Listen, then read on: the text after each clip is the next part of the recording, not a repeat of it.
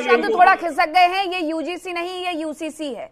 इस पर आपत्ति है, कोर्ट जाइए। जिन्हें यूजीसी से आपत्ति थी वो कोर्ट में गए हैं, कोर्ट में मामला चल रहा है।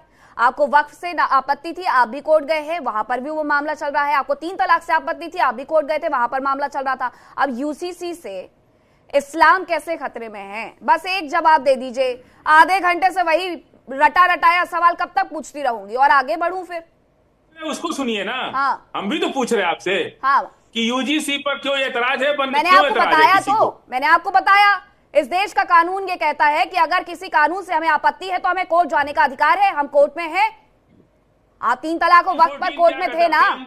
3 तलाक और वक्त पर आप कोर्ट में थे। यूजीसी पर जैसे नहीं पसंद आ रहा है वो कोर्ट में है। आपको अगर यूसीसी नहीं पसंद आ रहा तो कोर्ट जाइए ना, आप तो वकील भी हैं। किसी भी व्यक्ति के अपने धार्मिक आधार पर उसे अपने जीवन जीने का पूरा अधिकार है। ये आर्टिकल 14 का आप बदल देंगी। हाँ, आर्टिकल 19 बदल देंगी ना, लेकिन बदल देंगी। थोप नहीं सकते ना।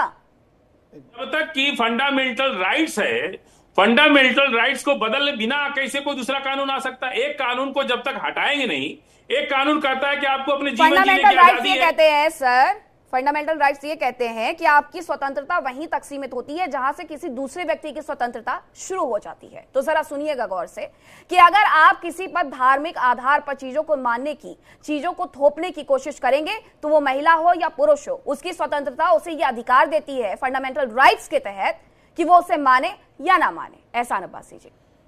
मीनाक्षी जी, बात हो रही है यूसीसी पर और बड़ी चर्चा, सार्थक चर्चा होनी चाहिए। मैं इसका पक्षधर हूँ। आप देखा होगा कि इस्लाम के अंदर शादी होती है, निकाह होता है, तो काजी उसको रिटर्न में लिखता है। यूसीसी भी वही कह रहा है।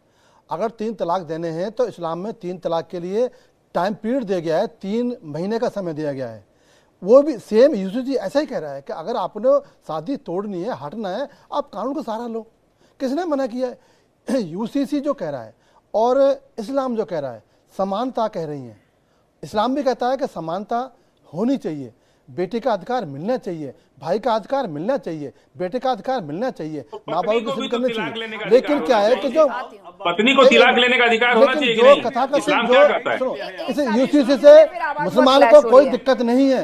जो कथित मुट्ठी पर लोग हैं, जो देश को भाईचारे को तोड़ना चाहते हैं, जो बरगलाना चाहते हैं, जो उत्पात मचाना चाहते हैं, जो हिंदू मुस्लिम लड़ना चाहते हैं, उनको दिक्कत है। मुसलमानों को कोई भी आपत्ति यूसीसी से है नहीं है। हमें इस्लाम कहता है कि संविधान को मानो और संविधान के तहत बना हुआ कानून इस्लाम के मानने वालों को मानना होगा।